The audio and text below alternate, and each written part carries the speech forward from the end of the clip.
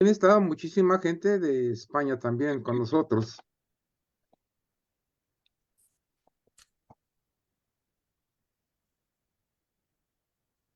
Muy bien, pues si les parece, iniciemos entonces la sesión del día de hoy. Muy buenos días, buenas tardes, muy buenas noches para quienes acompañan en otros lugares. Les damos la más cordial bienvenida a la sesión mensual de la Academia Mexicana de Derecho Internacional Privado y Comparado. Antes de iniciar nuestra sesión, quisiera dar algunos breves avisos. Primero, les informamos con mucho agrado que tras una negociación que inició el maestro Eli Rodríguez, finalmente se ha concretado la firma de un convenio de cooperación con la Universidad de Coimbra. Es por supuesto muy importante y nos da muchísimo gusto haber podido concretar finalmente la firma del convenio. Y eso creo que nos va a servir mucho para poder impulsar a muchos de nuestros miembros y vincularlos directamente con tan prestigiada institución. El segundo aviso es para informarles, aunque ya lo habíamos hecho con antelación, que el Seminario Nacional de este año se va a celebrar del 23 al 25 de octubre en la Universidad Panamericana de Guadalajara. En próximas fechas esperamos poder lanzar la convocatoria con todos los datos. Esperamos que ahora que se ha hecho con tiempo el aviso, nos puedan acompañar. El tercer aviso tiene que ver con un evento que vamos a realizar el próximo jueves 15 de febrero, en donde dentro de las charlas en el metaverso vamos a celebrar nuestra tercera mesa y nuestro invitado va a ser el doctor Aurelio López Tarruela de la Universidad de Alicante. Este evento se va a realizar en el marco de un convenio que tenemos con un proyecto PAPIME de la Universidad Nacional Autónoma de México y la Cátedra del Metaverso precisamente de la Universidad de Alicante. Antes de darle el uso de la voz a nuestra prosecretaria, la licenciada Marta Álvarez, para que lea la semblanza curricular de nuestra invitada, le solicitamos de manera muy atenta a los asistentes que se sirvan, por favor, a apagar sus micrófonos. Anoten, por favor, su nombre, su correo, la institución y el lugar de procedencia para poder registrar su asistencia. Por supuesto, también les pedimos que escriban, anoten sus preguntas para que al final nuestra gentil invitada esté en condiciones de poder platicarles y darles respuesta. Por supuesto, agradecemos a todas las personas que nos acompañan y bueno, cedo entonces el uso de la voz a la licenciada Marta Álvarez. Marta, muchas gracias. Muchas gracias, doctora Rosa Elvira. Y como bien mencionaba, me permitiré leer una breve semblanza curricular de nuestra extraordinaria ponente del día de hoy. La doctora Gloria Esteban de la Rosa es catedrática de Derecho Internacional Privado en la Universidad de Jaén. Cuenta con una dilatada trayectoria académica que la ha hecho acreedora de un importante número de méritos y reconocimientos en el ámbito de la docencia, investigación y transferencia del conocimiento. En particular, es autora de 5 monografías, junto con un significativo número de artículos publicados en prestigiosas revistas nacionales y extranjeras. Destaca en particular su actividad de investigación, eh, teniendo trabajos enfocados principalmente al derecho internacional privado y tal como se perfila también. Su investigación se ha centrado en aspectos relacionados con la configuración histórica y la metodología científica aplicada a este ámbito especializado del saber. Desde el ámbito de la gestión, dirige la red en la que se articula observatorios sobre inmigración y relaciones internacionales y la colección Estudios e Informes sobre Inmigración que publica la editorial Comares. Finalmente, y para no restarle mayor tiempo a nuestra ponente, también destaca que ha recibido varios galardones en reconocimiento a su actividad de investigación con repercusión en la sociedad y en concreto, el observatorio que dirige fue reconocido con la bandera de Andalucía en febrero de 2007. Sin más, por el momento, le cedo el uso de la voz a la doctora Gloria para que nos hable el día de hoy. Buenas tardes, buenos días, buenas noches.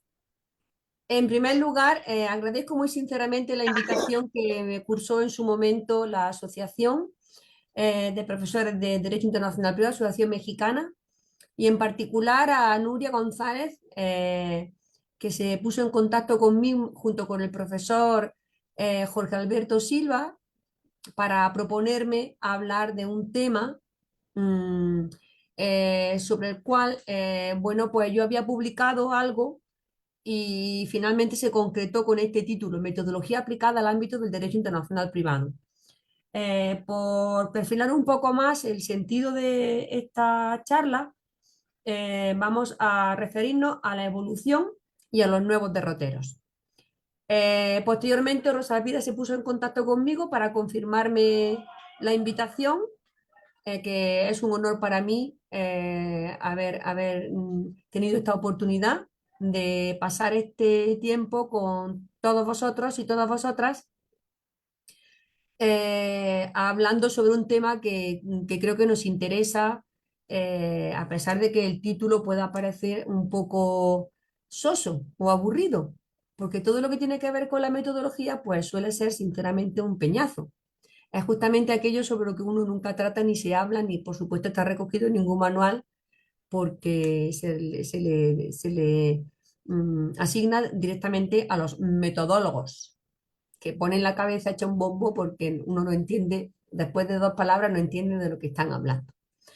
Bueno, pues yo sin embargo me meto en este tema y envié a Rosa Elvira un pequeño esquema del contenido de la reunión por si lo tenéis delante y podéis ir incluso anticipándoos aquellos temas que yo voy a ir abordando con el objetivo de que esto sea más bien como una especie de charla-debate. De tal manera que en cualquier momento se pueda indicar el interés que cada uno tenga con respecto a los temas que se vayan suscitando, pues se pueda participar y uno pueda en ese momento abrir una línea de compartida para expresar su punto de vista, una opinión, ¿vale? Porque en principio los temas, de acuerdo con este título, son bastante genéricos, ¿vale?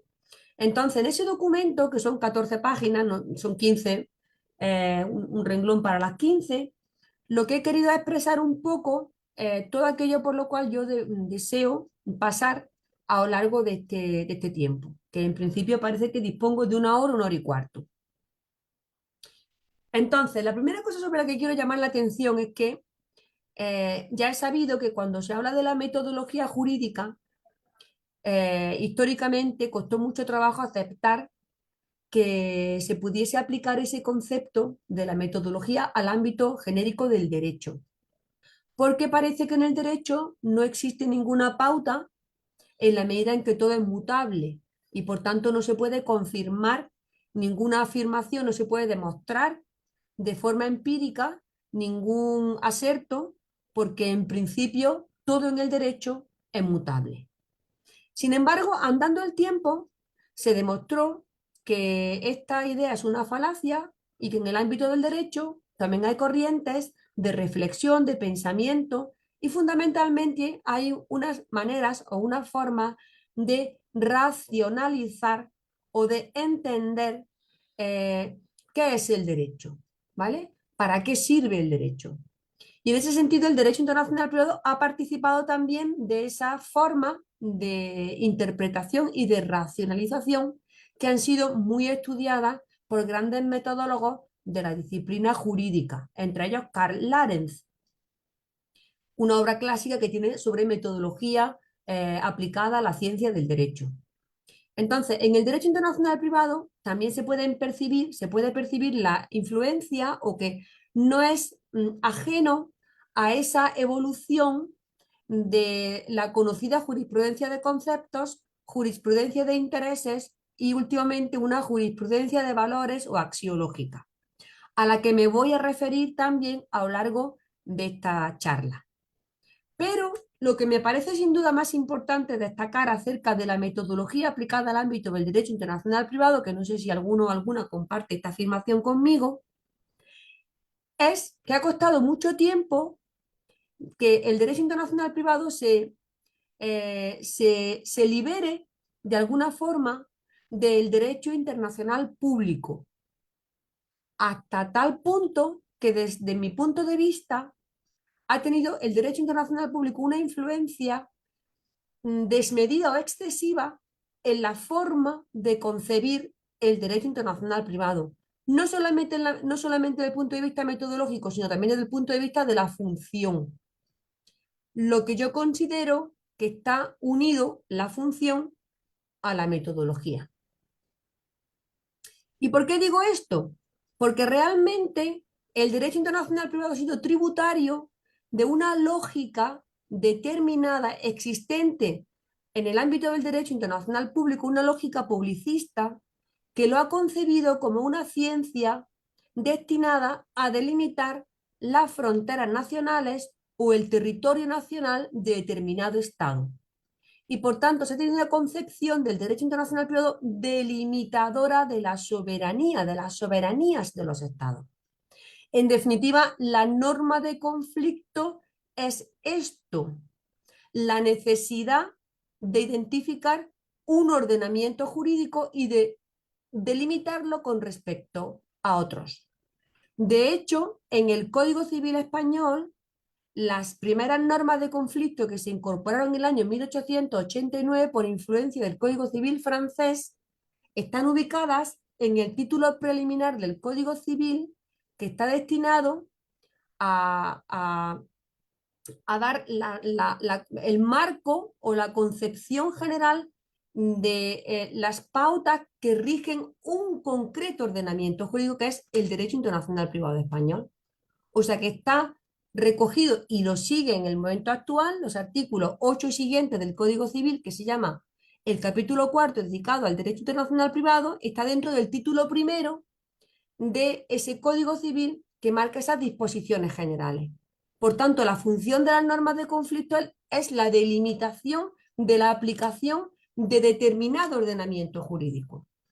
Entonces, quiere decir que el derecho internacional privado ha estado muy imbuido de esa lógica de la necesidad por parte del derecho internacional público de delimitar las soberanías nacionales.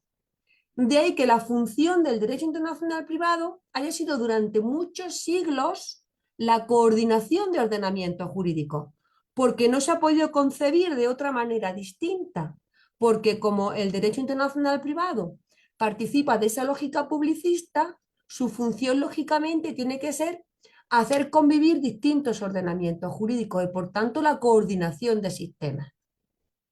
Entonces, desde mi punto de vista, esas lógicas tan influenciadas por la concepción del derecho internacional público que han sometido al derecho internacional privado, han hecho que se pierda de vista funciones realmente materiales, funciones que son propias y destinadas a regular las situaciones privadas internacionales de las que se ocupa realmente el derecho internacional privado.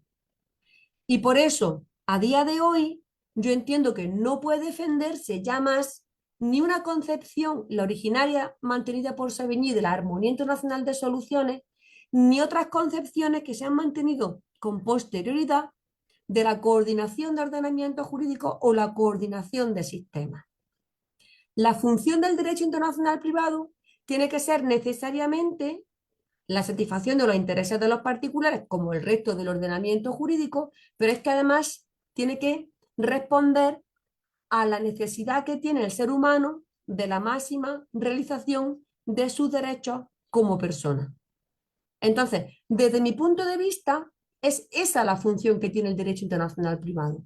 Y por tanto, esa función corresponde con una metodología determinada, que evidentemente es una metodología que parte de la necesidad de la interpretación del ordenamiento jurídico con respecto a valores y a principios fundamentales. Por tanto, tengo un planteamiento que defiende una interpretación del derecho internacional privado con arreglo a valores. Por tanto, defiendo una jurisprudencia axiológica. La evolución que han tenido todos los ordenamientos jurídicos, la eclosión de las constituciones en la gran mayoría de los estados y la elaboración de convenios sobre derechos humanos después de la Segunda Guerra Mundial hacen que todos los ordenamientos jurídicos, incluido el derecho internacional privado, tengan que tener como propósito necesariamente satisfacer las necesidades de las personas, pero también salvaguardar sus derechos que son innatos a la persona, salvaguardar la dignidad del ser humano. Por tanto, defiendo una interpretación del derecho internacional privado con arreglo a valores, una interpretación axiológica. Y por tanto, considero que se ha superado una interpretación seguida en la jurisprudencia de conceptos o en la jurisprudencia de intereses. En cualquier caso, desde mi punto de vista, metodológicamente hablando, lo más importante que considero que a día de hoy conviene destacar en relación con esa evolución y nuevos derroteros es que el derecho internacional privado ya no es ajeno a contenidos de valor y su interpretación tiene que hacerse de acuerdo con la máxima realización de los derechos de la persona. No sé si esto ya merecería hacer aquí una pequeña, si alguien quiere intervenir, no sé si alguien quiere dar una opinión en este momento o continúo con alguna otra idea.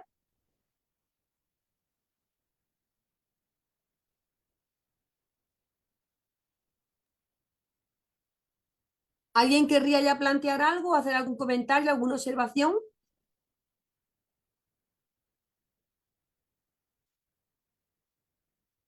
Bueno, pues continúo con alguna otra idea. Perdona, Gloria, Sí, disculpa, es que creo que nuestra presidenta estaba diciendo algo, pero con micrófono apagado, ¿puede ser? vale, vale.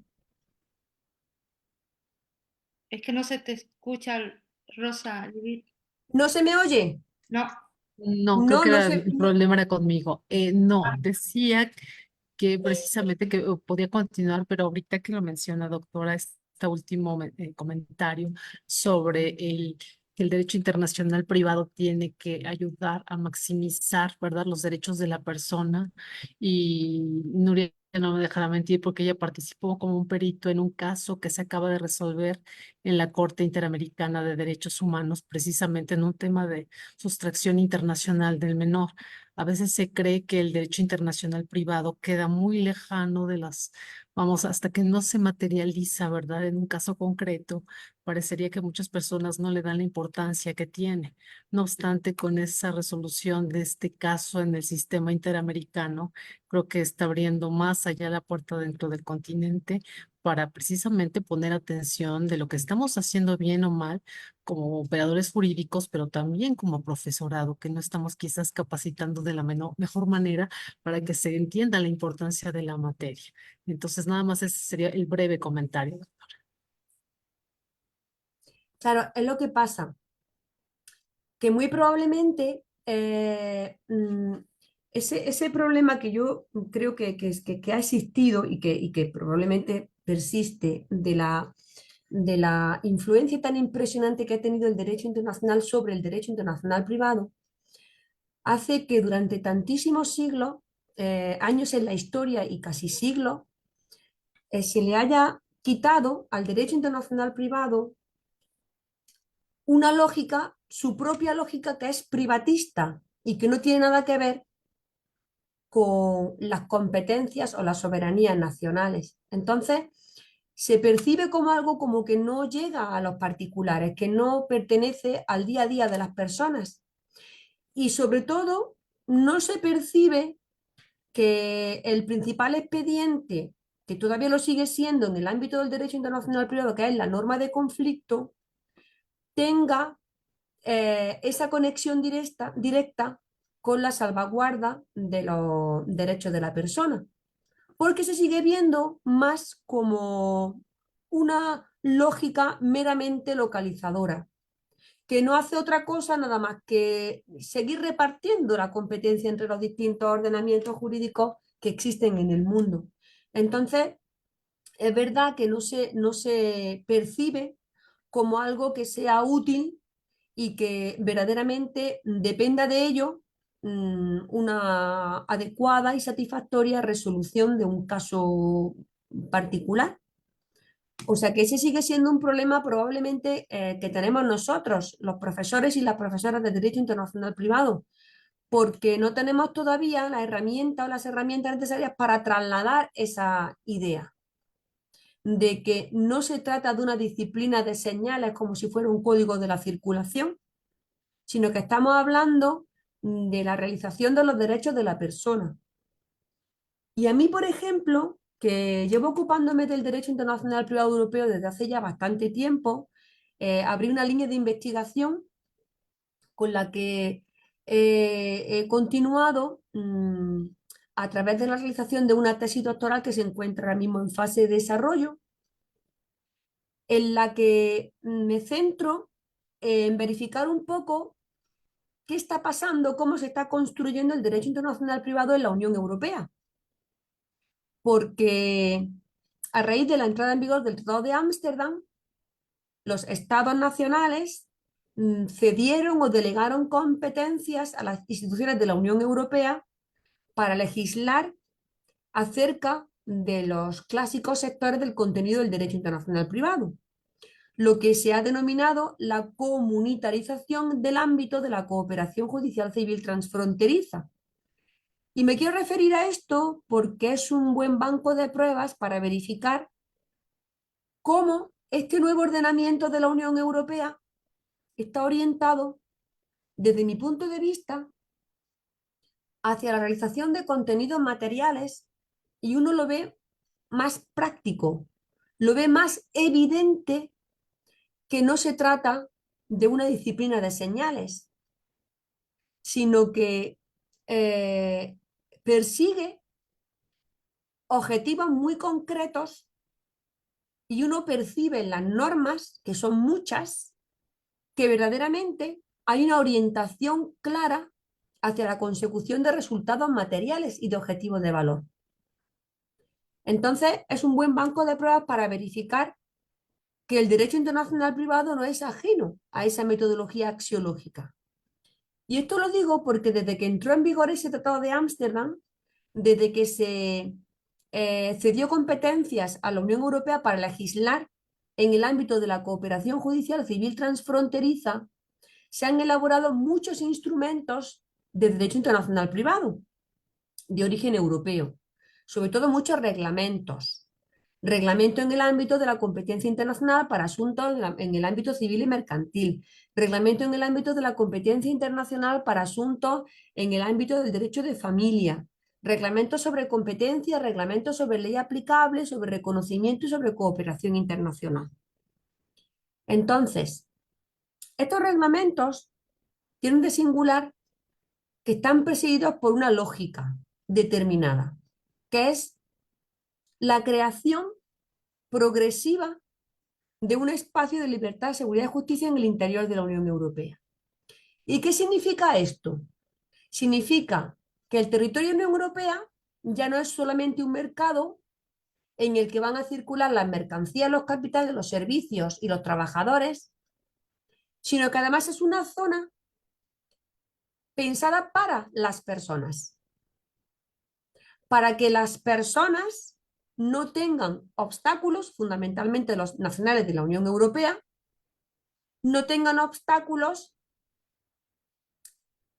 en su vida personal ni familiar cuando tienen relaciones transfronterizas.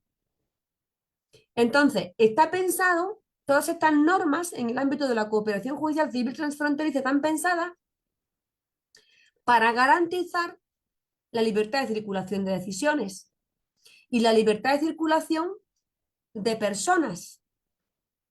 Entonces, ¿qué está pasando con la norma de conflicto, por ejemplo? Que hay un reglamento en el ámbito del derecho aplicable a la disolución del matrimonio, ¿vale? Hay un reglamento que se ocupa solamente de regular el sector del derecho aplicable, es un reglamento que está construido a través de normas de conflicto, pero que cuyo único leitmotiv, la única razón de ser de ese reglamento realmente consiste en facilitar el reconocimiento de las decisiones judiciales de las autoridades de los Estados miembros que se pronuncien con respecto a las sentencias de divorcio o de disolución del matrimonio. Entonces, claro, esta lógica es un poco extraña, porque si se hubiese querido hacer un instrumento de reconocimiento, pues se habría hecho un instrumento de norma sobre reconocimiento. Entonces la pregunta es, ¿y por qué hay un instrumento de ley aplicable que no recoge ni una sola norma en el sector del reconocimiento y que sin embargo tiene como objetivo facilitar el reconocimiento? Pues porque la lógica de la regulación que se está haciendo ahora mismo desde la Unión Europea consiste solamente en facilitar la vida de las personas, la vida transfronteriza. Y se considera que si una autoridad judicial de un Estado miembro de la Unión Europea ha dictado una sentencia de disolución del matrimonio con arreglo a ese reglamento, con arreglo a lo que dice ese reglamento, que es de normas de conflicto, no va a haber ningún problema a la hora de reconocer esa sentencia. Es decir, que verdaderamente la norma de conflicto sigue existiendo en el ámbito del derecho de la Unión Europea, pero el objetivo que desea conseguir ese ordenamiento jurídico europeo tiene su propia lógica, que es la máxima integración en ese espacio, que ya no es solamente económica, sino que se refiere o que trata de proteger al ciudadano de la Unión Europea y de garantizar su libertad de circulación. Por eso digo que esta metodología, hay una nueva metodología que se percibe perfectamente en la construcción del derecho internacional privado de origen europeo. Porque ese derecho internacional privado está orientado a la consecución de determinados objetivos, que son objetivos destinados a satisfacer fundamentalmente, a proteger a los nacionales de la Unión Europea, a los ciudadanos de la Unión Europea. Y además también a proteger sus derechos como personas, porque también a través del Tratado de Lisboa se ratificó la Carta de Derechos Fundamentales de la Unión Europea. O sea que no se trata solamente de garantizar la libertad de circulación de personas construyendo un ordenamiento que facilite la homologación de decisiones judiciales y otro tipo de documentos, sino que además también se persigue la máxima realización de los derechos de la persona.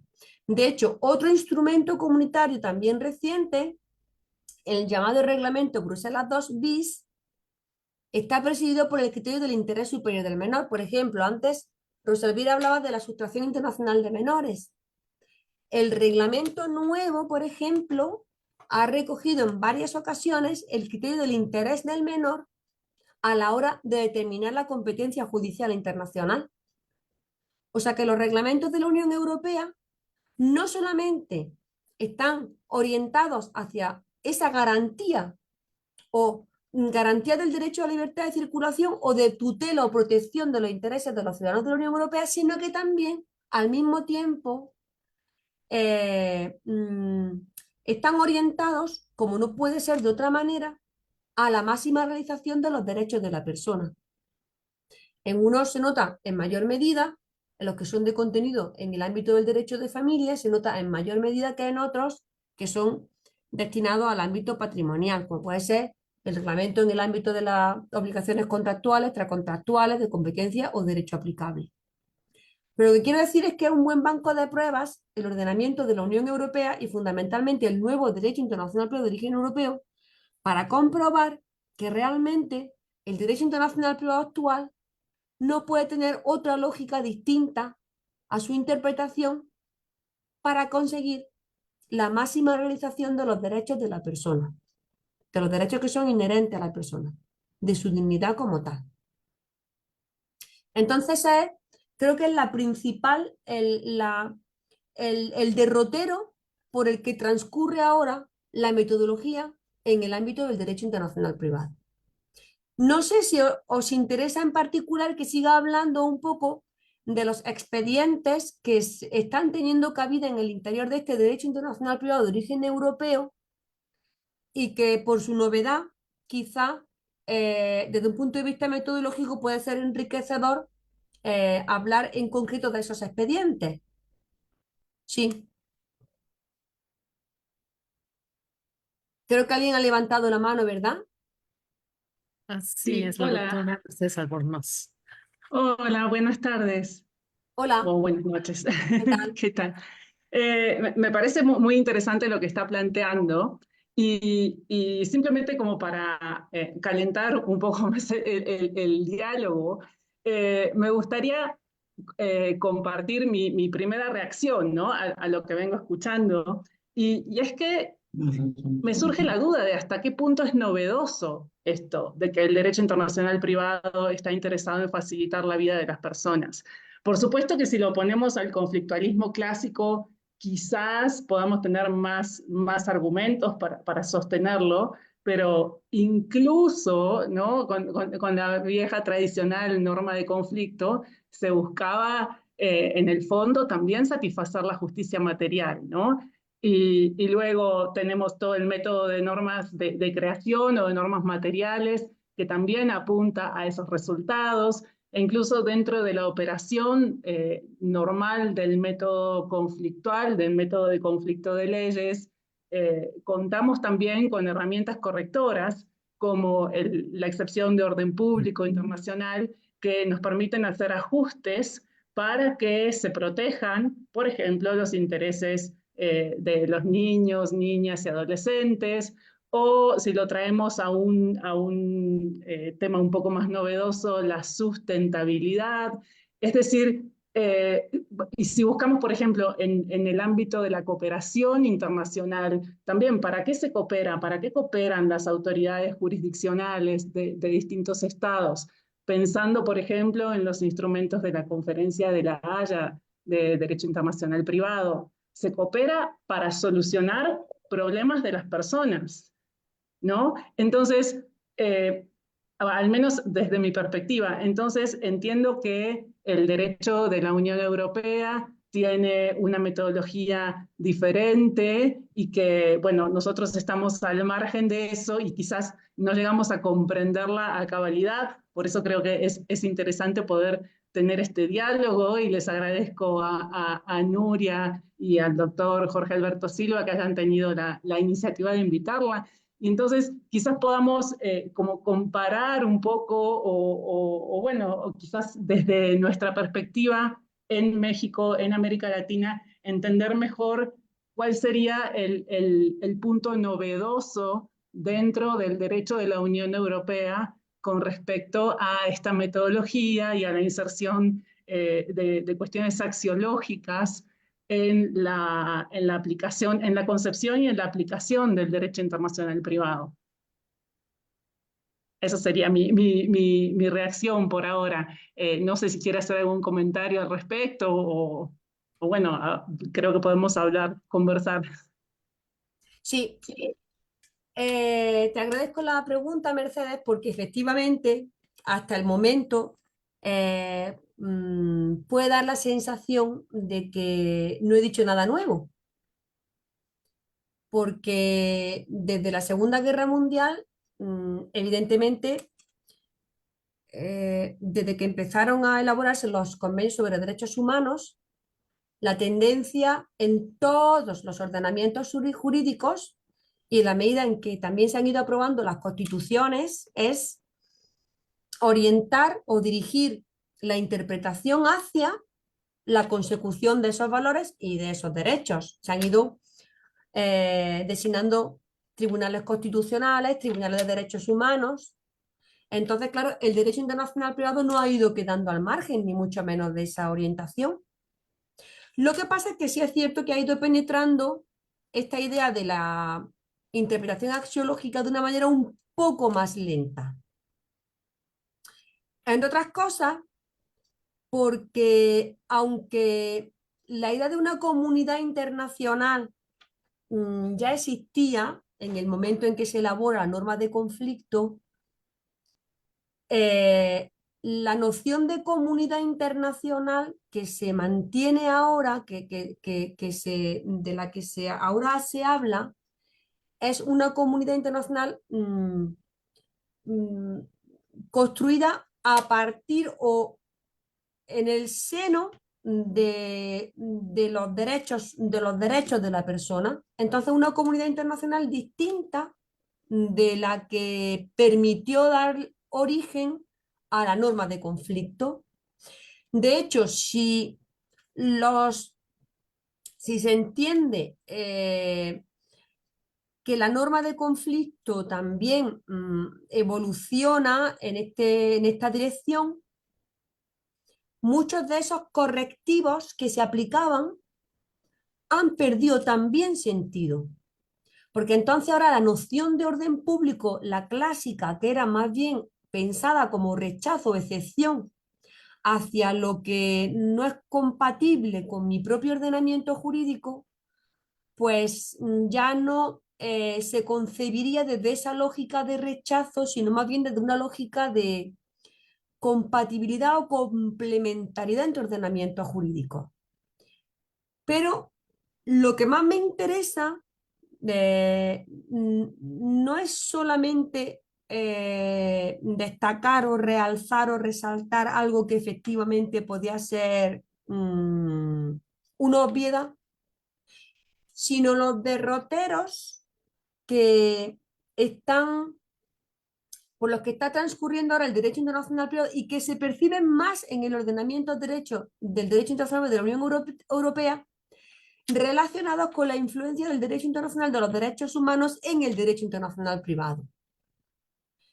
Porque, desde mi punto de vista, esa influencia, la existencia del derecho internacional de los derechos humanos como un cuerpo normativo que tiene cada vez una mayor estructura, mayor visibilidad, porque hay más número de sentencias pronunciadas por el Tribunal Europeo de Derechos Humanos que tocan de lleno a las situaciones transfronterizas, que ya ni siquiera deberíamos hablar que tocan de lleno al derecho internacional privado, sino a las situaciones transfronterizas, en donde se ven implicados circunstancias que están conectadas con más de un ordenamiento jurídico. A medida que ese arsenal también empieza a ser mayor, el derecho internacional de los derechos humanos se delimita como una categoría también autónoma que tiene influencia en el derecho internacional privado, sobre todo en el que están haciendo. ¿Y cómo entiendo yo que es esa influencia? Porque curiosamente se está situando el énfasis en la cuestión del reconocimiento y en la cuestión de que tenga lugar ese reconocimiento necesariamente. De tal manera que se está convirtiendo el reconocimiento en una obligación positiva que tienen los estados de eliminar las condiciones que son obstativas al reconocimiento. Y eso tiene lugar a día de hoy a través de un principio o de una regla que se llama el reconocimiento mutuo, no ya solo a través de la elaboración de reglamentos para reconocer sentencias, que son los clásicos de condiciones. En el interior de la Unión Europea, la fórmula que tradicionalmente se ha empleado para el reconocimiento de sentencias consiste en elaborar instrumentos en los cuales el reconocimiento consiste en el cumplimiento de determinadas condiciones. Esos reglamentos existen, pero existe ahora un criterio que se llama el reconocimiento mutuo, que ha surgido desde que tuvo lugar esa comunitarización, desde que se adoptó el Tratado de Ámsterdam, y que está recogido en el artículo 81, que dice que la Unión Europea elaborará una cooperación judicial civil transfronteriza para lograr la máxima libertad de circulación de personas con arreglo al criterio del reconocimiento mutuo. Y entonces, ¿qué está pasando realmente?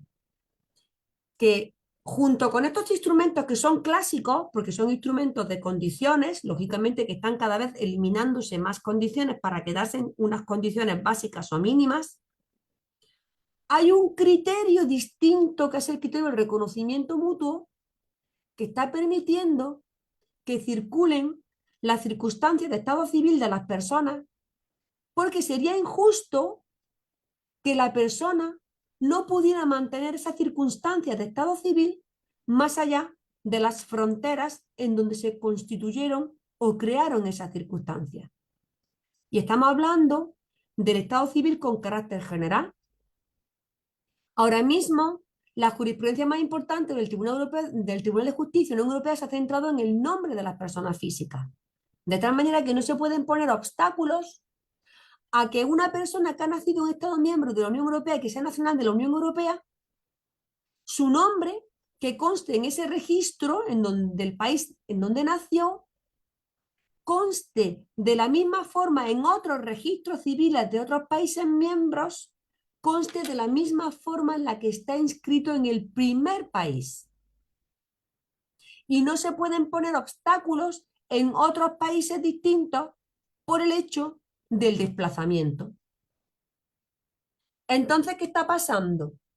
Que a través del criterio del reconocimiento mutuo y para conseguir la libertad de circulación de personas, para garantizarla, pero también para tutelar la identidad personal, se está facilitando el reconocimiento. O sea que desde mi punto de vista, lo que tiene de original este planteamiento es que para lograr la máxima realización de los derechos de la persona, el derecho internacional privado se está centrando cada vez más en la lógica del reconocimiento. Y que incluso instrumentos de derecho aplicable, como es este caso del reglamento en el ámbito del derecho aplicable a la disolución del matrimonio, aunque son instrumentos que tienen normas de conflicto, pero su lógica es la del reconocimiento. Porque lo que ya no se concibe en el interior de la Unión Europea es que el individuo no pueda desplazarse con sus circunstancias personales y familiares en el interior de este espacio. Y esto por lo que se refiere fundamentalmente a las nacionales de la Unión Europea, porque la jurisprudencia del Tribunal de Justicia de la Unión Europea es muy amplia en relación con la interpretación del derecho a libertad de circulación. Pero también podría utilizarse para nacionales de terceros estados, porque también se considera que existe un principio implícito de reconocimiento que estaría vertebrado en torno al artículo 7 de la Carta de Derechos Fundamentales de la Unión Europea, porque además todo este conjunto de normas tienen que ser interpretadas de acuerdo con el Convenio Europeo de Derechos Humanos. Y ya ha dicho el Tribunal Europeo de Derechos Humanos que va en contra del derecho a un proceso justo el hecho de que no pueda reconocerse en otro país, no necesariamente de la Unión Europea, una sentencia que ha sido dictada en un primer país y que se ha dictado con arreglo a las garantías procesales y constitucionales de ese país. O sea que desde mi punto de vista, lo que hay de singular es que la máxima realización de los derechos de la persona para el derecho internacional privado está suponiendo un poco un giro de la lógica tradicional clásica. Y ahora se está centrando más en la idea de reconocer y de facilitar ese reconocimiento de las circunstancias de vida de las personas para lograr el respeto de sus derechos fundamentales, de sus derechos humanos. Eso es de lo que yo percibo de singular en el ordenamiento de la Unión Europea, los derroteros que actualmente se van marcando a través de la elaboración de las nuevas normas y sobre todo de la interpretación que está haciendo el Tribunal de Justicia de la Unión Europea de la libertad de circulación de personas.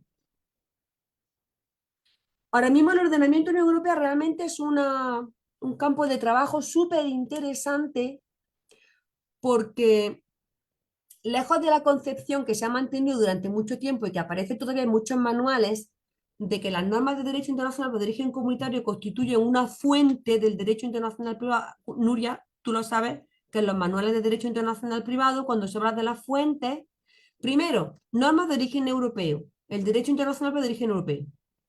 Desde mi punto de vista ya no se trata solamente de que haya una fuente nueva de normas de las que se nutre el derecho internacional privado español, sino que lo que hay es un nuevo derecho internacional privado que se llama europeo, que tiene una lógica determinada, que es totalmente independiente de los sistemas nacionales de derecho internacional privado y que además no se está construyendo ni siquiera con arreglo a los mismos parámetros, porque no tiene la clásica lógica desde la que se construyeron los sistemas de derecho internacional privado que conocemos hasta el momento actual. No tiene esa lógica. A eso es a lo que me refiero. Doctora, si me Cua- permite, hay dos manos levantadas. Mercedes Vale. Albornoz y Nuria tienen algunos comentarios. Mercedes. Gracias, Rosa Elvira. Muchísimas gracias, Gloria, por la aclaración. Claro, estoy de acuerdo en que el reconocimiento mutuo es algo muy característico del derecho internacional privado de la Unión Europea y en ese sentido novedoso. Ojalá pudiéramos tenerlo a nivel global, ¿no? Estamos bastante lejos de eso todavía. Y sí, también coincido en que, bueno, a ver, creo que esto es una consecuencia de que en las últimas décadas el derecho internacional privado, entre sus pilares fundamentales, viene poniéndole un poco más de acento a la cooperación internacional, ¿no? Y esto comprendería también el reconocimiento de situaciones creadas en el extranjero. Una muestra de esto, también más a nivel global, es que la Conferencia de La Haya en materia de filiación está trabajando también, ha venido trabajando, todavía no hay un resultado tangible, pero ha venido trabajando en buscar un instrumento de derecho duro sobre el reconocimiento de las situaciones de la filiación establecida en un país, en otro u otros, ¿no? Siempre que sean estados parte de un futuro eventual instrumento, ¿no? Y aquí usted mencionaba artículo 7, que también podría servir para situaciones relacionadas con países extra Unión Europea, y yo creo que sería muy positivo poder ver ese tipo de reconocimiento aplicado a las situaciones de filiación, incluso en casos de gestación por sustitución que se han establecido en el extranjero, ¿no? Por ejemplo, en California o eventualmente en México o en otros lugares del mundo, ¿no? Pero ahí también entiendo que hay obstáculos y que además especialmente se ha estado trabajando en este último tiempo dentro de la Unión Europea en ese tema específico. Pero creo que es un área muy interesante y que tiene muchas aristas complejas. Gracias.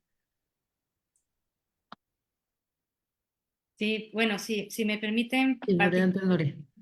levantada, bueno, pues gracias, Gloria, por aceptar la invitación y estar aquí con nosotros. Es un privilegio tenerte. Así es que, bueno, tu exposición me parece, bueno, más que pertinente y como que muy, digamos, muy significativa en este momento. Y lo enlazo con la pregunta de origen que Mercedes planteó, porque eso me ha dado la oportunidad a escuchar, y voy a ser muy breve porque tenemos, bueno, en la pantalla veo que tenemos grandes doctrinarios en esta reunión, con lo cual seguramente querrán participar y no quiero ser muy extensa, pero me dio, digamos, la pregunta de Mercedes y la contestación de Gloria me dio la oportunidad de escuchar algo que a mí me interesa significativamente, porque decías, Gloria, que el derecho internacional de los derechos humanos precisamente se concibe como un cuerpo normativo que tiene obviamente hoy por hoy mucha más estructura y tú decías incluso más visibilidad por las razones que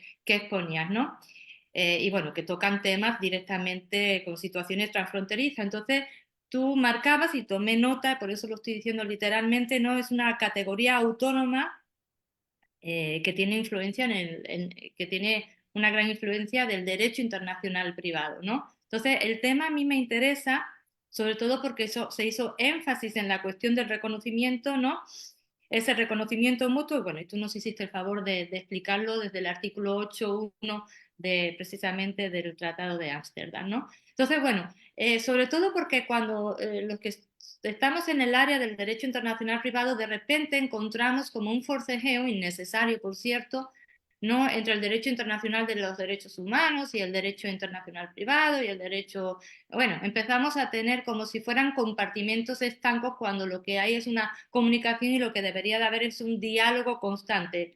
Uno de nuestros pilares, el cuarto sector constitutivo del contenido del derecho internacional privado es precisamente la cooperación, la colaboración, ¿no? Es decir, entonces, así lo entiendo yo, que tú has dado el espaldarazo necesario para plantear que no son compartimentos estancos, sino que tiene que haber un diálogo entre áreas del conocimiento que, pues de alguna manera, obviamente, como tú estás diciendo, tocan situaciones transfronterizas, entre otras muchas cosas, y por supuesto también el énfasis en la cuestión del reconocimiento. Entonces, bueno, para ver si realmente te entendí bien o si ando yo madurando cosas que nada más que tengo en mi cabeza, ¿no? Pero me gustaría corroborar esto. Sí, claro, el derecho internacional privado ya tuvo su proceso como decía antes Mercedes, de sustantivización o materialización, ya lo tuvo. La interpretación de las normas de conflicto, las llamadas normas de conflicto materialmente orientadas, ya tenían ese objetivo. Pues conseguir alimentos para el menor de edad, conseguir alimentos para personas que tienen necesidades. Se interpretó el punto de conexión residencia habitual para favorecer el interés del niño de tal manera que la residencia habitual podía ser una u otra en función de que si ese ordenamiento permitía o no la determinación de la paternidad en un momento, en un determinado caso. Es decir, claro que la norma de conflicto ha sido sometida a procesos de revisión con el objetivo de dotarla para adaptarla a la necesidad sentida por el ordenamiento en su conjunto de ajustarse a las salvaguardas de los derechos de la persona. Es decir, que esto no es algo nuevo de hoy, es algo nuevo o destacable después de la Segunda Guerra Mundial y que llegó un poco más tarde el derecho internacional privado, quizá que al ordenamiento en su conjunto, pero que ya estaba. Lo que pasa es que a medida en que se ha ido fraguando una concepción mayor, se ha ido construyendo la categoría del derecho internacional de los derechos humanos como una categoría. A medida que se ha ido aumentando el número de decisiones judiciales también del Tribunal Europeo de Derechos Humanos que han afectado a las situaciones privadas internacionales, pues se ha visto que el derecho internacional que tiene una influencia determinante, no ya solo para que la norma de conflicto sea interpretada con arreglo al interés del niño o con arreglo a que la persona que necesita alimentos lo obtenga en mayor medida, con arreglo a lo que antes o lo que todavía se conoce como normas de conflicto materialmente orientadas, sino que ahora es que esa influencia del derecho internacional de los derechos humanos incide incluso en la propia estructura, en la propia metodología del derecho internacional privado. Porque es que ya de lo que se trata es que impone a los estados una obligación positiva de reconocimiento de las situaciones constituidas en el extranjero. No ya se trata de que la norma de conflicto sea interpretada con arreglo a un criterio de valor, sino que ha cambiado la lógica entera del derecho internacional privado. Porque es que, de hecho, hay una sentencia del Tribunal Europeo de Derechos Humanos que cito en el documento, en donde se expresa de este modo. Deduce el tribunal la existencia de una obligación positiva por parte de los estados de liberalizar el reconocimiento, de no poner obstáculos al reconocimiento de decisiones que han sido pronunciadas por otros países. Y no estamos hablando ya ni siquiera de la Unión Europea, estamos hablando del Tribunal Europeo de Derechos Humanos. Porque si no se hace así, se va en contra del artículo 6 del Convenio Europeo de Derechos Humanos que habla del proceso justo, del derecho a un proceso justo. O sea que, Nuria, lo que quiero decir es que está todo contribuyendo, o sea, a medida que se va perfilando mejor, se va eh, mm, mm, agrandando ese arsenal de que hoy por hoy se denomina Derecho Internacional de los Derechos Humanos, se va viendo o se percibe nosotros como doctrina, percibimos más la influencia y luego esa influencia se ve también en la práctica de la sentencia que está pronunciando el Tribunal Europeo de Derechos Humanos, y yo lo percibo también en el interior del ordenamiento de la Unión Europea. También lo percibo, porque también se ratificó a través del Tratado de Lisboa, es obligatoria la Carta Europea de Derechos Humanos.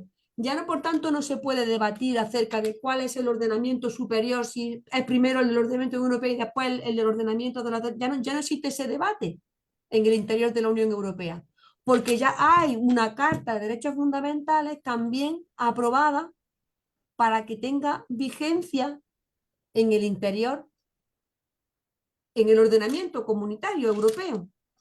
Entonces, por eso, hoy por hoy, no se trata solamente de la Unión Europea de garantizar la libertad de circulación de personas y proteger a los nacionales de la Unión Europea, sino también de salvaguardar sus derechos como personas.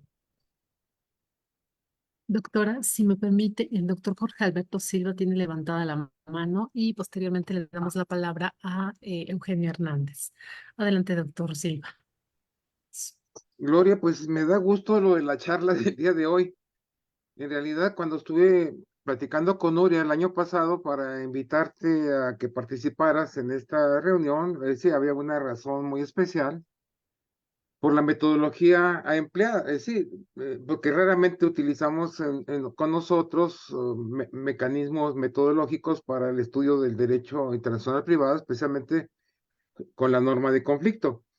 Y por otro lado, la realidad que tenemos nosotros en México no es la realidad que se presenta en Europa, porque México, por ejemplo, y la gran mayoría de los países del continente americano, sus relaciones están más estrechas o más relacionadas con Estados Unidos, que no firma ningún convenio de derechos humanos, que ese es el problema que tenemos en esta parte. Por otra parte, la normatividad conflictual que tenemos en México es una normatividad que se divide en 32 partes, porque son 32 entidades federativas, y cada entidad federativa tiene su propia normatividad. De las 32 entidades federativas, solamente unas 25 más o menos son las que, digo, de esas 32 entidades federativas, solamente son unas 25 son territorialistas, que provienen de directivas del siglo XIX, y algo del XX, y solamente algunas han establecido algunas normas de conflicto. Lo que tenemos son algunos convenios internacionales que nos ayudan, y prácticamente no tenemos ninguna normatividad o normas materialmente orientadas en nuestra legislación. Y tenemos que apelar en mucho, por ejemplo, el caso de la familia, sobre todo el caso de los niños, a los convenios internacionales que México tiene suscritos, para poder obligar a esas otras entidades federativas que son territorialistas para poder acoplarse a esto. Esto en la parte meramente del derecho sustantivo mexicano, porque en el campo del derecho procesal tenemos un nuevo código que todavía no entra en vigor hasta dentro de 4 años, en el que se vuelve otra vez al criterio de la reciprocidad, es decir, criterio esencialmente político. Esa es la temática que tenemos, y obviamente lo que requerimos nosotros y que Nuria y yo platicábamos era precisamente reenfocar, trabajar de nueva cuenta con estos enfoques metodológicos para poder trabajar. Este trabajo que a mí me gustó mucho, el método de función del derecho internacional de hace unos 2 años, que escribiste, ese me gustaría que lo pudieran ver otras personas también y que lo podemos compartir también, para que puedan darse una idea del trabajo y el por qué nosotros aquí dentro de la academia nos interesa que se difundan estos nuevos enfoques metodológicos.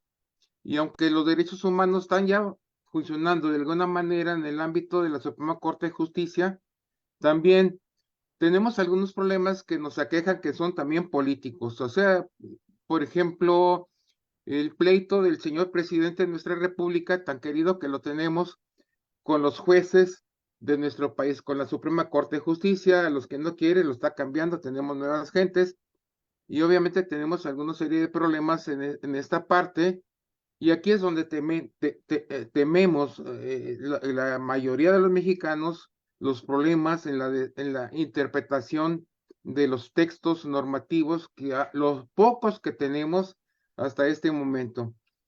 Pero sí, no, obviamente nos gustaría, y por eso los trabajos que yo he realizado es precisamente para esto reenfocar de nueva cuenta hacia estos criterios de argumentación que tú conoces más sobre el tema, para poderlos trabajar, pero sé que estamos en un campo difícil. Poco es lo que hemos avanzado en esta parte. Y me da gusto que esté Eugenio Hernández y le mando un saludo porque está presente con nosotros. Él es de Venezuela y le quiero dar la palabra, que es el que sigue en esto. Este es mi comentario. Me gustaría escuchar primero a Eugenio, sobre todo porque tiene un país también con algunos pequeños problemas en Venezuela sobre derechos humanos. Gracias. Gracias, doctor. Y por supuesto queremos agradecer, ya hizo la introducción el doctor Silva, de don Eugenio Hernández Bretón. Doctor, le agradecemos mucho su presencia. Para nosotros es un honor que esté acompañándonos en este momento y por favor le cedemos el uso de la voz. Muchas gracias. Bueno, muy buenas tardes. Agradecemos en primer lugar la invitación tan amable que siempre nos hace la Asociación Mexicana de Derecho Internacional Privado, y también agradecerle muchísimo también, por supuesto, a la profesora Esteban de la Rosa por dar este tiempo y todos estos comentarios tan interesantes, y aprovecho para saludar a mis muy apreciados amigos que están aquí también presentes. Yo quería más bien dar unos comentarios muy generales acerca de unos detalles tal vez desconocidos, sepultados en el tiempo, acerca de cómo a la América Latina ha tratado estos asuntos tan interesantes que usted ahorita nos trae acá. Y yo, para no tomarme mucho tiempo, voy a hacer referencia tan solo a 2 o 3 antecedentes importantes, creo yo.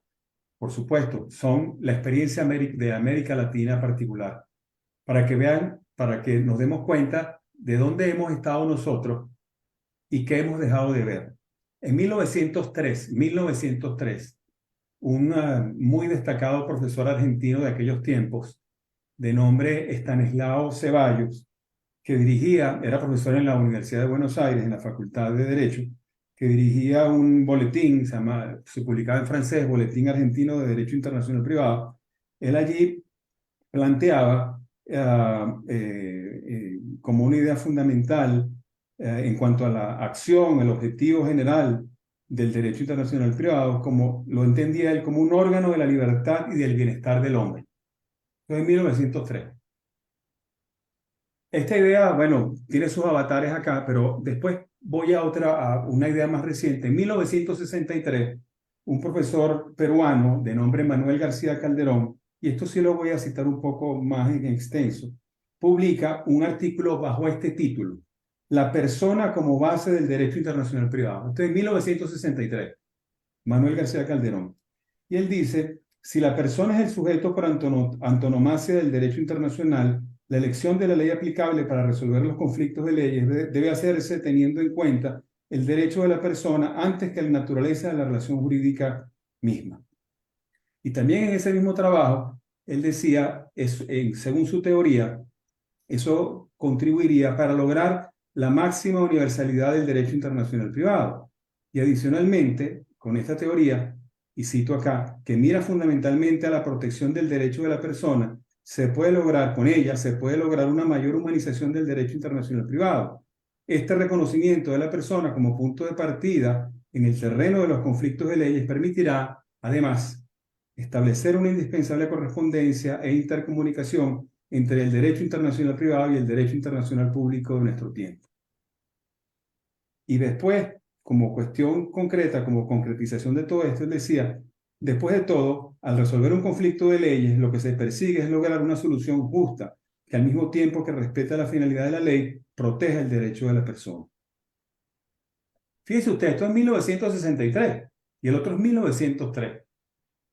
Cuando en 1979 se aprueba en Montevideo la Convención Interamericana sobre Normas Generales de Derecho Internacional Privado, precisamente a esas instituciones generales lo que se trató de darle fue tratarlas como instituciones valorativas, como correctivos para lograr la justicia concreta del caso planteado. Es decir, nosotros aquí en América Latina tenemos 120 años por lo menos dándole vueltas a este asunto y formulando estas ideas. Entonces, para que usted vea cómo nosotros acá tenemos esto absolutamente desconocido, pero hemos hecho estas publicaciones, hemos hecho estos trabajos y creo que esto ha llegado a nuestro sistema. En el caso de la Ley Venezolana de Derecho Internacional Privado, tenemos normas de conflicto que obedecen a un proyecto publicado inicialmente en 1963, en los cuales ya teníamos normas de conflicto materialmente orientadas. Es decir, esto ha sido una gran preocupación para nosotros desde hace larguísimo tiempo. Y muchas gracias por todo su comentario y por despertar este interés en todos nosotros.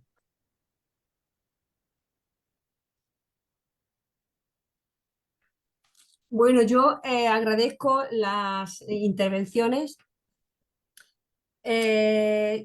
Más o menos en la formación de estos últimos años, que llevo dedicándome a la universidad, pues también he seguido un poco la evolución o la evolución que han experimentado otros países, no solamente de la órbita europea, porque es verdad que uno, dedicándose al derecho internacional privado, pues también comete el mismo error de centrarse solamente en el que le afecta más de cerca y quedarse, por tanto, reducido en mi caso a la órbita de la organización de la que forma parte el derecho español o países del entorno, ¿vale? Sin embargo, bueno, pues no a lo mejor de una manera muy específica, pero también he tenido oportunidad de hacer incursiones en la evolución del derecho internacional privado en otros países, ¿vale? Por ejemplo, me pilla más cerca quizá, pero bueno, he tenido una incursión en la evolución en los países del norte de África, Mauritania, Marruecos, de tradición islámica, que también han construido un derecho internacional privado con un enfoque determinado, ¿vale?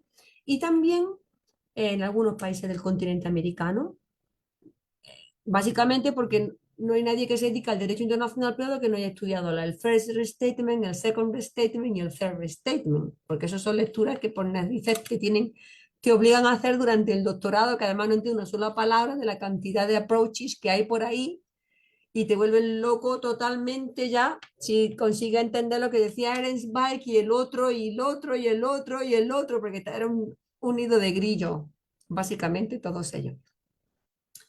Que imagino que también, bueno, pues llegarían del continente americano, pasarían del norte al sur. Me puedo imaginar que también fue así y llegaron al continente europeo. El caso es que, bueno, pues también un poco, digamos que he seguido la pista de la evolución del derecho internacional privado en los países del continente americano. Y yo lo que percibo es que se sigue situando todavía un énfasis demasiado importante en el expediente de la norma de conflicto, que no digo que no se tenga que hacer, pero que digo que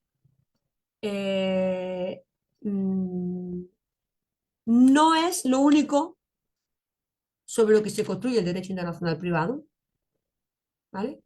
Entonces, quizá ha llegado el momento de centrarse en otras técnicas y en otros expedientes a través de los cuales también se llega a conseguir un resultado, el resultado de la máxima realización de los derechos de la persona, pero que no pasa necesariamente por el mecanismo de la norma de conflicto. que no tiene por qué usarse solamente la norma de conflicto para conseguir ese resultado. Es lo que yo me planteo y que a lo mejor hay que ceder un poco el paso a otros sectores del derecho internacional privado. A lo mejor, hoy por hoy, el reconocimiento de decisiones tiene más importancia que el sector del derecho aplicable, a pesar de que históricamente haya sido sobre el cual se ha reflexionado más o se ha situado mayor énfasis. O a lo mejor ahora resulta que ha cobrado protagonismo la cooperación internacional y muchas respuestas que se dan ahora mismo a las situaciones privadas internacionales pasan por mecanismos de cooperación, que es lo que pasa con el Convenio de La Haya, por ejemplo, en el ámbito de la adopción internacional. ¿Qué pasa? Se va a reconocer la adopción constituida en el extranjero siempre que se haya hecho a través de ese convenio, se han seguido las pautas de cooperación que establece ese convenio. No hay una sola norma de conflicto en el convenio, ni hacen falta las normas de conflicto. Pero ese convenio tiene como objetivo evitar el tráfico de niños, de tal manera que las adopciones que se hayan constituido siguiendo el protocolo que establece ese convenio van a ser reconocidas en cualquiera de los estados partes. Y yo imagino que muchos países de América serán miembros del convenio de La Haya del año 1993. Me imagino que sí, ¿no? O sea que es una lógica. Yo considero que el, el enfocar o el situar que la única posibilidad de que se haya materializado el derecho internacional privado, se haya logrado conseguir un objetivo de valor es a través de la norma de conflicto, creo que ya no se sostiene, porque quizá han perdido mucho protagonismo las normas de conflicto. Lo digo porque lo que le ha pasado a la norma de conflicto es que está construida sobre una idea que es la de la armonía internacional de soluciones, que ya de entrada, después de mucho tiempo, se demostró que era una falacia. Yo no sé si vosotros habéis leído aquel curso que yo ni recuerdo ya de la Academia de La Haya del año 30 y tanto, 1930 y tanto, que yo me acuerdo que cuando nos ponían allí, siendo estudiantes del doctorado, a leernos los cursos de La Haya del año 1930 y tanto, allí te daba un dolor de estómago de pensar que eso te lo tenías que leer, era un rollazo impresionante. Bueno, pues ya se hablaba de que era una falacia, porque aquello típico que se contaba de que se suponía que a través del reenvío dos autoridades de dos países distintos iban a dar la misma respuesta, ya se demostró que eso no era cierto. O sea que tanto el mito de la armonía como el mito de la coordinación están auspiciados por una influencia, desde mi punto de vista, desmedida que ha tenido el derecho internacional público en el derecho internacional privado, desde la que no ha sabido el derecho internacional privado despojarse hasta hace relativamente poco tiempo. Y la norma de conflicto no está fuera de esa lógica del reparto de competencias. No es algo distinto de eso. Entonces, todo lo que sea ahondar en relación con la norma de conflicto, que se puede materializar, que se puede, la cláusula de excepción, el razonamiento en dos etapas, en no sé cuánto, son muchos los expedientes que se han utilizado para intentar especializarla, materializarla, que está muy bien, pero que verdaderamente lo que le pasa al derecho internacional privado es que está experimentando un proceso, una evolución que ya no consiste solo en seguir reflexionando acerca de la lógica del sector del derecho aplicable, sino que hay otras lógicas que son también importantes y que están permitiendo dar respuesta a las situaciones privadas internacionales. Sin ir más lejos, ese convenio de cooperación en el ámbito de la adopción internacional no tiene una sola palabra de ley aplicable. Realmente no le interesa la convenio lógica del derecho aplicable.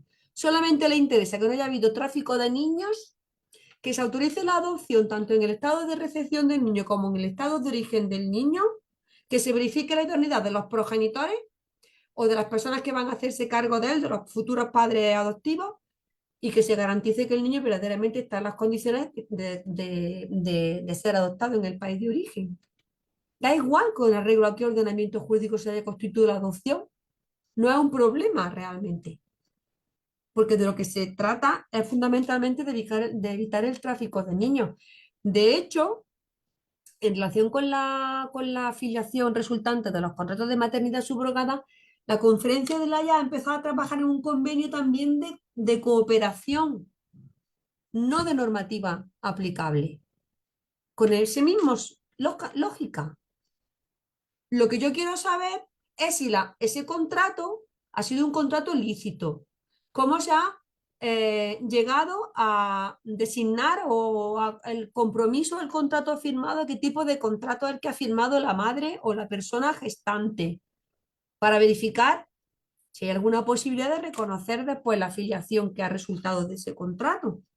Pero todo dentro de lógica de la cooperación, de convenio de cooperación. O sea que ha llegado otra manera de razonar al derecho internacional privado.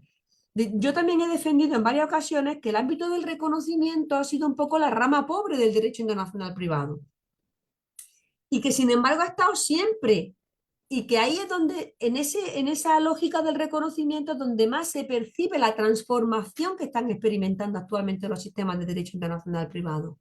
Ha sido como un campo un poco ignorado por el esplendor tan impresionante que adquirió en su momento la norma de conflicto y que todavía continúa. Continúa haciéndose. Ya ves tú, el derecho internacional de origen europeo tiene muchísimas normas de conflicto también. Y no hacen más que reformarse las normas de conflicto que están metidas en el Código Civil, y no hacen más que incluirse normas de conflicto en todas las normas nuevas que se aprueban por parte del legislador español. Los convenios, hay menos de normas de conflicto. Los convenios ya realmente empieza a percibirse ahí un poco la importancia que hay en el ámbito del reconocimiento de la cooperación. Pero que yo creo que ha llegado también ya el momento de situar el énfasis en relación con otros contenidos que no son solo la norma de conflicto. Yo considero que empieza a haber como una especie de declive de la norma de conflicto. Querida doctora, si me permite, daríamos pie a la última participación por el tema del tiempo. Julio Martínez tiene levantada la mano y le pedimos que sea breve en el comentario. Perdón, Julio, muchas Sí, gracias. no se preocupe, muchas gracias. Pero bueno, me interesa mucho el tema, eh, pero ¿cómo podríamos en este sistema conflictual tradicional llevar a cabo esta nueva metodología con base en los derechos humanos, en los derechos fundamentales, y cómo aterrizarlo en normas de aplicación inmediata en el orden jurídico internacional? Eh, no sé, es que se me ocurre todo ese sistema que de la forma tradicional, digámoslo así, como venimos desarrollando el derecho y que se presenta generalmente en la doctrina, pues aquí en México por lo menos veo mucho esta tendencia en nuestros grandes doctrinarios, que algunos aquí están presentes. Agradezco mucho la atención porque sí me llama mucho la atención de cómo pudiéramos transitar de la norma conflictual a otro sistema de normas con metodología de centrar a la persona. Muchas gracias. Pues yo considero que el mecanismo localizador ya ha tenido sus más y sus menos, porque de hecho las normas materiales imperativas le están restando cada vez más operatividad. Por ejemplo, en el caso del derecho internacional privado español, en relación con el consentimiento para el matrimonio, con la edad para el matrimonio, cuando dos personas, cuando se celebra un matrimonio mixto, teóricamente, de acuerdo con la norma de conflicto, que sigue siendo el 9.1, porque no se ha legislado nada en el ámbito del matrimonio por parte del legislador europeo, teóricamente el 9.1 se ocupa de la capacidad para casarse y también del consentimiento para casarse. Sin embargo, no se va a celebrar ningún matrimonio en España entre parejas mixtas sin que se reúnan las exigencias del Código Civil Español para celebrar el matrimonio civil, de capacidad, de idoneidad, de inexistencia de impedimentos, ni de consentimiento. O sea, que le ha pasado a las normas de conflicto que verdaderamente se le ha restado operatividad por la influencia de normas de aplicación necesaria que en cada ordenamiento jurídico existen precisamente para proteger los valores superiores. Porque en este caso se está tutelando lo que en el ordenamiento en España de Constitución, el derecho al matrimonio. A través de la salvaguarda y por tanto de aplicación de unas normas de forma necesaria. Por tanto, ¿para qué sirven esos casos del derecho nacional? Para muy poco. De hecho, cuando a alguien le piden, si es que estaba casado anteriormente, que necesita acreditar la disolución del vínculo anterior, no se lo preguntan de acuerdo con su ley nacional, se lo preguntan de acuerdo con la certificación que tiene que traer del registro civil donde conste la disolución o de la propia sentencia de divorcio que la tenga de donde sea. O sea que tampoco se acredita la capacidad para celebrar matrimonio de acuerdo con la ley nacional, se acredita con arreglo a la sentencia de divorcio que esa persona tiene que traer. O el certificado en donde conste la disolución del matrimonio. Por tanto, ya se le ha quitado a las normas de conflicto parte de operatividad porque están incidiendo las normas de aplicación necesarias. O, por ejemplo, yo no sé en el ámbito de América Latina si se podría plantear de esta manera, pero también se podría plantear así. El ejemplo que he dado del reglamento en el ámbito de la ley aplicable a la disolución del matrimonio. Un reglamento de la Unión Europea. Es un reglamento de ley aplicable. No hay una sola norma que no sea norma de conflicto. Pero ese reglamento no está pensando realmente en la lógica de resolver cuál es el ordenamiento que se aplica a la disolución del matrimonio. No es esa lógica. Ese reglamento está pensado para que los Estados miembros se aseguren de que una sentencia que ha dictado cualquier autoridad judicial de un Estado miembro puede ser reconocida en otro porque se ha hecho de acuerdo a los criterios que ahí se indican, que son de ley aplicable, pero que también están determinados porque, por ejemplo, se aplica la ley del foro cada vez que el ordenamiento al que te remite la norma de conflicto no te permite que te divorcies, por ejemplo, ya hay una salvaguarda. Entonces, ¿qué pasa? Que los Estados de la Unión Europea están aceptando reconocer sentencias dictadas por autoridades de Estados miembros de la Unión Europea con arreglo a ese reglamento, porque ese reglamento ya ha marcado las pautas que tienen que seguir los órganos judiciales para saber qué hacer en el caso en el que se apliquen determinados ordenamientos que se están considerando que no son compatibles con la visión que se tiene de la disolución del matrimonio en general en los ordenamientos de la Unión Europea. Porque sean ordenamientos que hagan muy costosa la disolución del matrimonio, en particular con respecto a la mujer, por ejemplo, porque sean ordenamientos que pongan especiales trabas para la disolución del matrimonio, como le pasa, por ejemplo, a ordenamientos de tradición islámica, en los que es posible que la disolución del matrimonio, cuando es solicitada por la mujer, requiera que se presenten determinadas pruebas o que sea en determinadas circunstancias un divorcio causal que a lo mejor no existe en los ordenamientos de la Unión Europea a día de hoy, porque el divorcio se concibe solamente cuando una de las personas lo solicita. Es un instrumento de derecho aplicable, pero que está pensando en la lógica del reconocimiento. Lo que quiere es facilitar el reconocimiento, que una decisión que esté pronunciada por autoridad de un Estado miembro, con arreglo a lo que dice ese reglamento, luego no vaya a tener obstáculos en el momento del reconocimiento. Se lo quiere poner fácil después para el reconocimiento. Pues es otra manera también de transitar hacia una lógica orientada, en este caso, a salvaguardar la libertad personal. ¿Por qué? Porque se dice que hay un derecho al divorcio. Yo no sé si existe un derecho al divorcio, pero si hay una libertad personal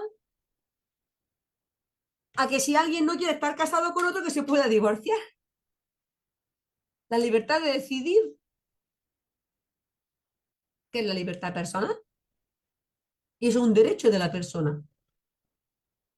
Entonces dice el reglamento, si todos los jueces de la Unión Europea comparten estos criterios comunes de que aquí nos vamos a divorciar, se podrá reclamar un ordenamiento extranjero, pero ese ordenamiento extranjero no va a poner obstáculo a que la persona que lo desee se vaya a divorciar.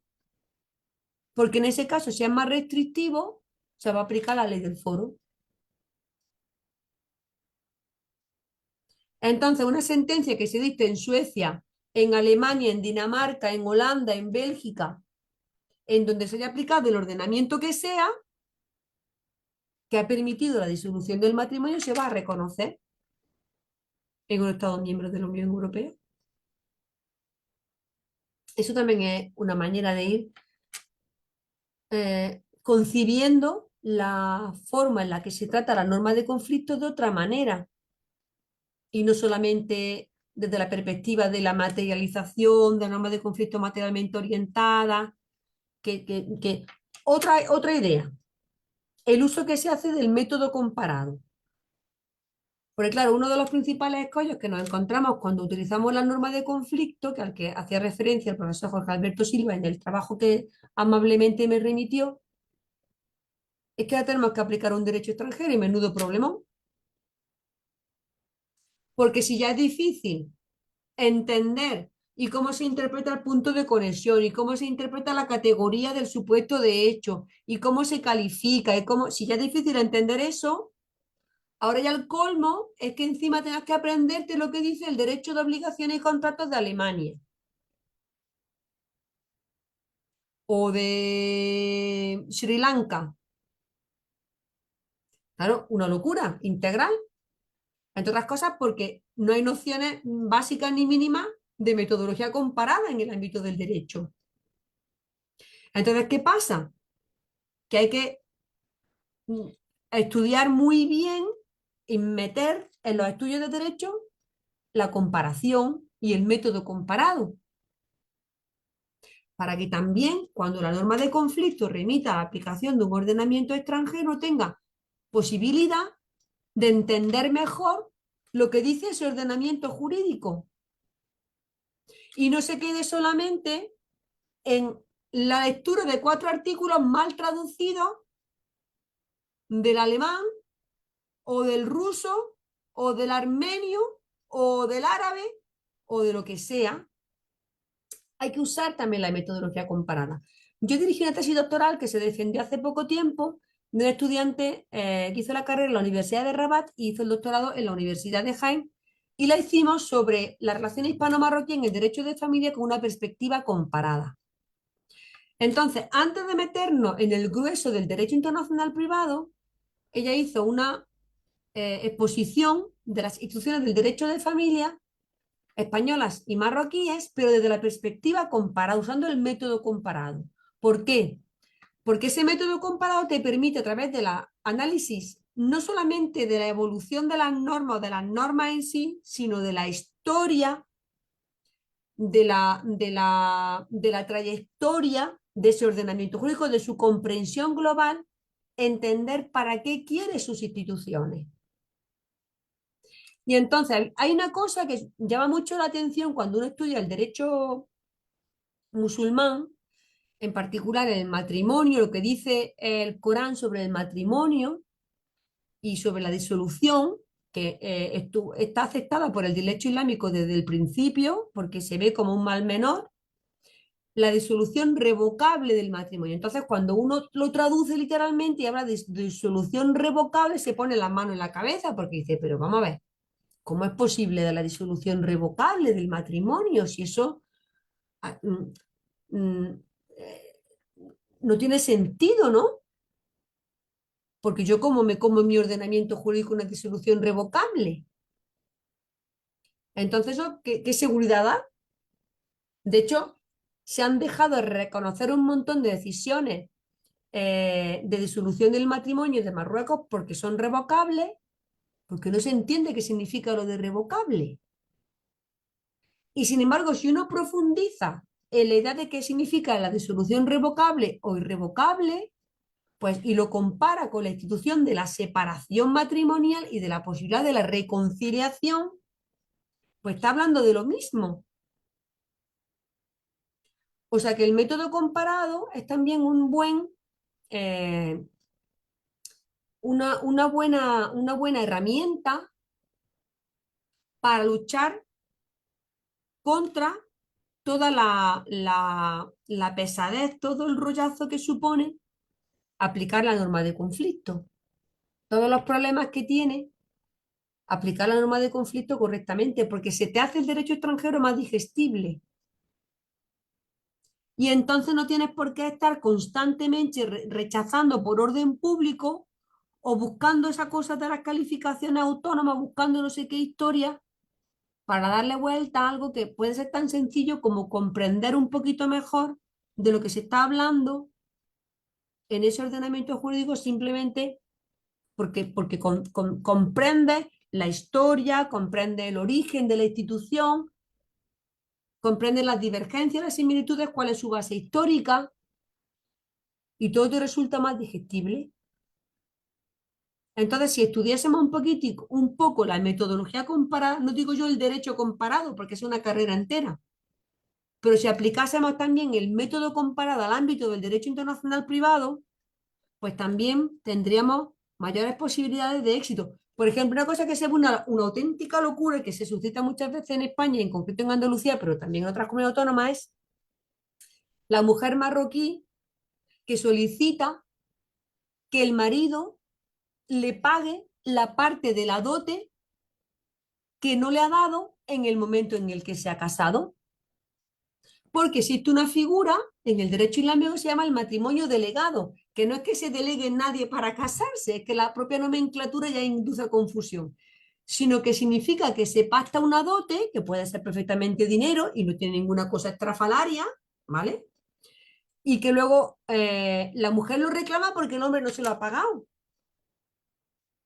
Entonces, ¿qué pasa? Que cuando la mujer reclama la parte de la dote que el hombre no la ha pagado en el momento del matrimonio porque se pactó así el matrimonio, lo que se llama un matrimonio delegado, llegan esas mujeres a reclamar esa cantidad y le dicen que eso no es posible. ¿Por qué no va a ser posible si es una deuda económica? Si eso viene en un contrato y solamente se trata de reclamar una cantidad, eso ni es incompatible con el orden público ni tiene ninguna cosa rara. Es una deuda, como el que se compromete a una persona a dar una cantidad de dinero, un reconocimiento de deuda. Se puede iniciar hasta un juicio ejecutivo para cobrar eso. O sea que verdaderamente Perdón, el método querida comparado doctora. aporta mucho al derecho Sin internacional duda, privado.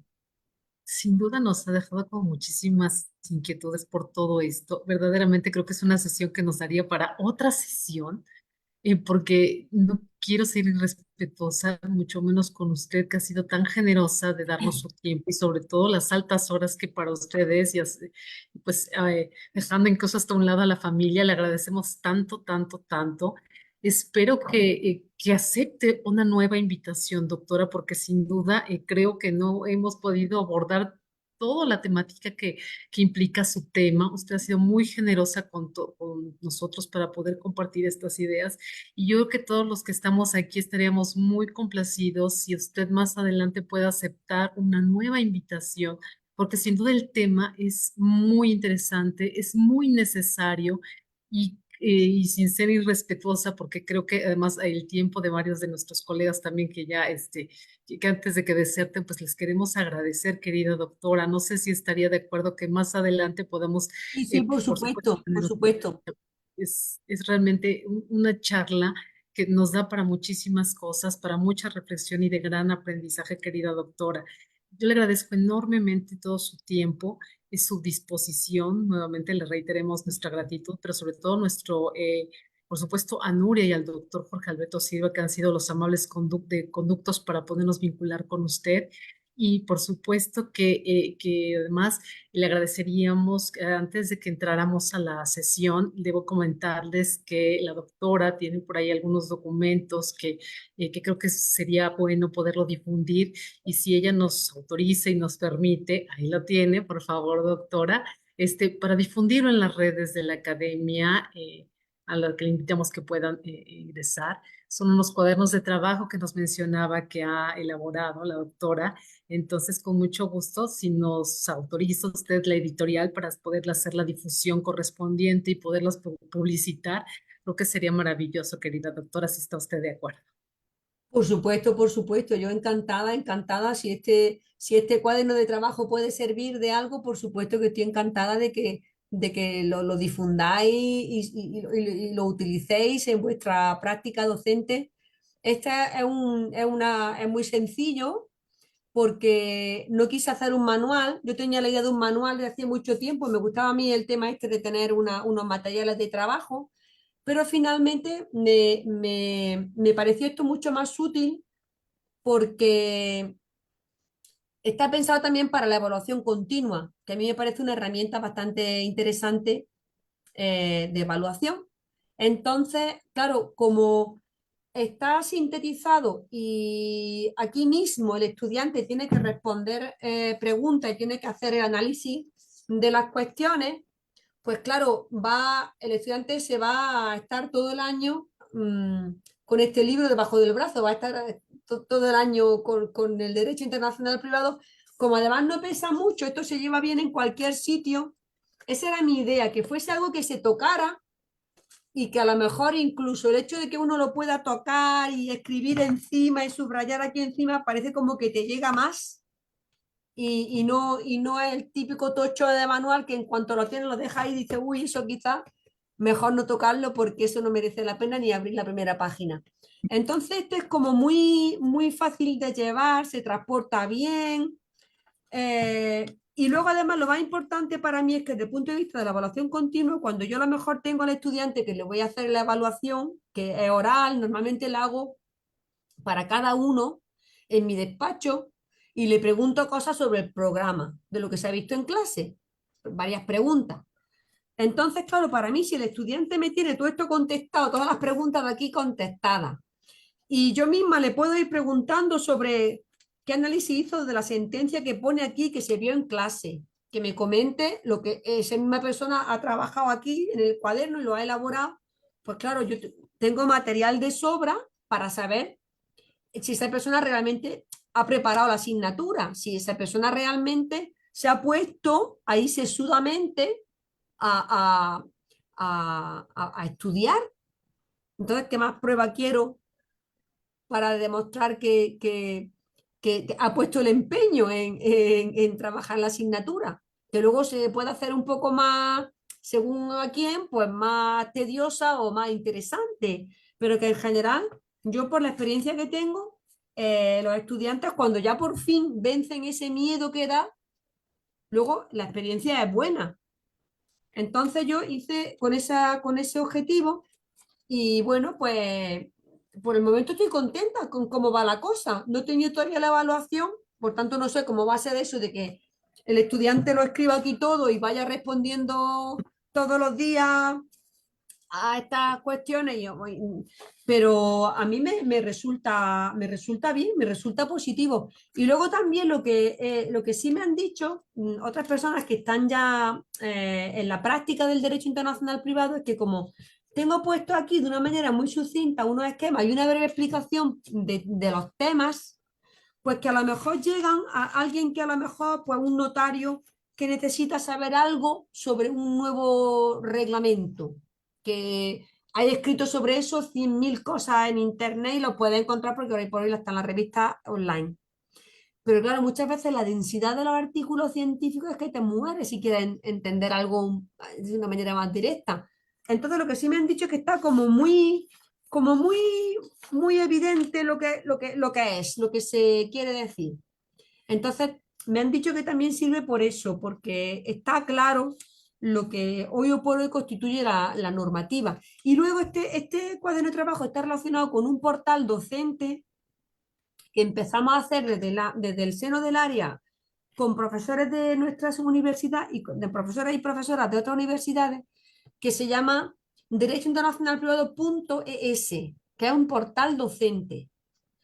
Y ahí hay esquemas de la asignatura, hay un glosario de expresiones en varios idiomas, hay una mediateca, hay vídeos también para destacar, a lo mejor, pues hay trozos de películas, por ejemplo, cuando se habla del tema este de los matrimonios de conveniencia y el control del consentimiento, hay un trozo de la película esta en la que sale Gerard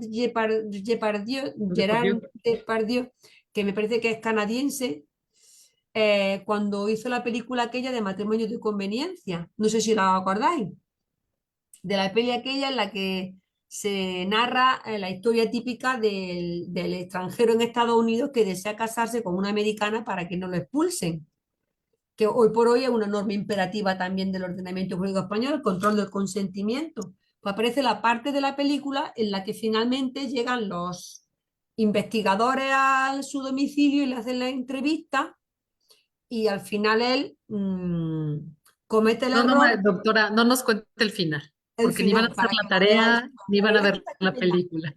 Y en la Pero tenemos mediateca, entonces un pendiente, doctora, para que sea tan amable de compartir estos datos, los podamos subir a las redes de Amedip, porque creo que es muy importante, pero no nos cuente el final fenomenal, de la película para que lo vean. Querida estupendo, estupendo. doctora, Ah, muchísimas gracias. Antes de cerrar la sesión, por supuesto, quiero agradecer, como siempre, la presencia de los estudiantes de la Universidad Central de Venezuela, sobre todo la maestría de Derecho Internacional Privado y Comparado, a la gente de la Universidad Autónoma del Estado de México, de la Facultad de Derecho de la Universidad Nacional Autónoma de México, la Universidad de Londres, la Universidad Católica de Bolivia, la Universidad de León en España, de la Universidad Nacional de La Matanza y la Universidad de Flores en Buenos Aires, a la gente de la Secretaría de Relaciones Exteriores, a Espinosa y Asociados, la Barra Mexicana Colegio de Abogados y el Colegio de Abogados de Gijón, Asturias, en España, por acompañarnos. No olviden visitarnos en nuestras redes sociales, ahí ya vamos a publicar entonces noticias recientes, tenemos nuevos eventos y pues muchísimas gracias a todos por haberse conectado. Doctora, nuevamente nuestro agradecimiento y nos ponemos en contacto para difundir, por supuesto, sus publicaciones. Muchísimas gracias y es un placer escucharle. Y pues muchísimas muchas gracias a gracias, todos. muchas gracias. Al Aquí contrario, hay muchas gracias, una Nuria. persona que, es que me acabo de dar cuenta, Mario Francisco Espinosa Jiménez, que dice que quería hacer preguntas, pero que la tecnología no se lo ha permitido, porque no le permite levantar la mano. Válgame. Mario, te pedimos una disculpa, pero si ya la doctora ya que ya ha aceptado gentilmente una nueva charla, quizás podamos abordarla, doctora, si no tiene usted inconveniente, porque ya estamos cerca de cumplir 2 horas. Pues sí, en la próxima ocasión que no se quede pendiente la Sí, pregunta. una disculpa sincera a Mario, pero pues nuestro agradecimiento a todos por habernos acompañado. Muchísimas gracias y que tengan todos muy buenos días, tardes, noches desde donde nos acompañan. Hasta pronto. Muchas gracias a todos.